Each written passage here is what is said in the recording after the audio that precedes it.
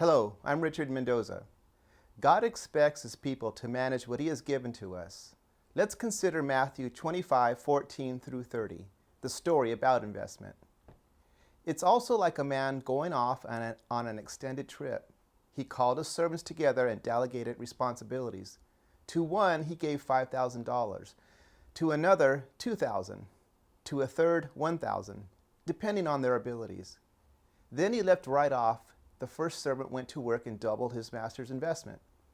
The second did the same, but the man with the single $1,000 dug a hole and carefully buried his master's money. After a long absence, the master of those three servants came back and settled up with them. The one given $5,000 showed him how he had doubled his investment. His master commended him. "Good work. You did your job well. From now on, be my partner." The servant with $2,000 showed how he also had doubled his master's investment. His master commended him. "Good work. You did your job well. From now on, be my partner." The servant given $1,000 said, "Master, I know how you have high standards and hate careless ways, that you demand the best and make no allowances for error. I was afraid I might disappoint you, so I found a hiding place and I secured your money. Here it is, safe and sound to the last cent." The master was furious. "That's a terrible way to live. It's a criminal to live cautiously like that. If you knew I was after the best, why did you do less than the least? The least you could have done would have been to invest the sum with the bankers, where at least I would have gotten a little interest. Take the $1,000 and give it to the one who risked the most, and get rid of this play it safe who won't go out on a limb.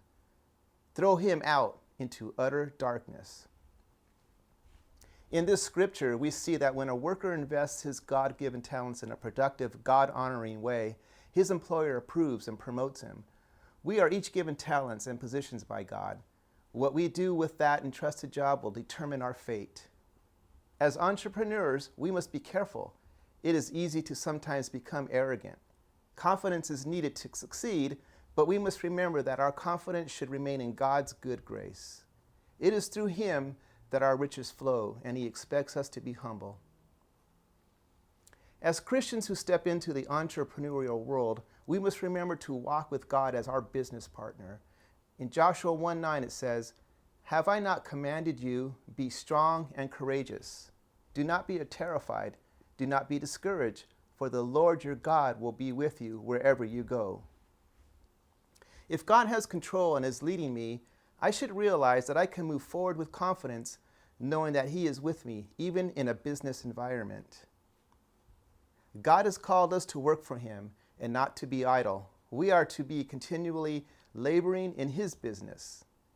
This makes us stewards of His properties. Some of us will have more than the other, but it is clear that God, our Master, expects that we expand His work according to what He has given to us. We cannot be like the worker in the scripture that did little with his investment. He kept his talents from the world. Perhaps the worker with the least amount of talents was lazy and decided to do nothing. Regardless of the worker's reason, his master expected proper stewardship. Improper care will hurt us not only in this world, but in the next. I believe God gives us many physical things that we should carefully manage.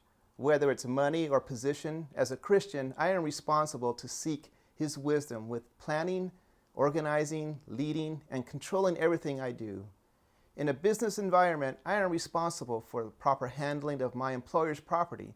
The company I would work for puts their trust in my capacity to conduct myself as a responsible employee. Since I choose to follow God's direction, I believe that God has me in a place where I should be an example of His love. Thank you.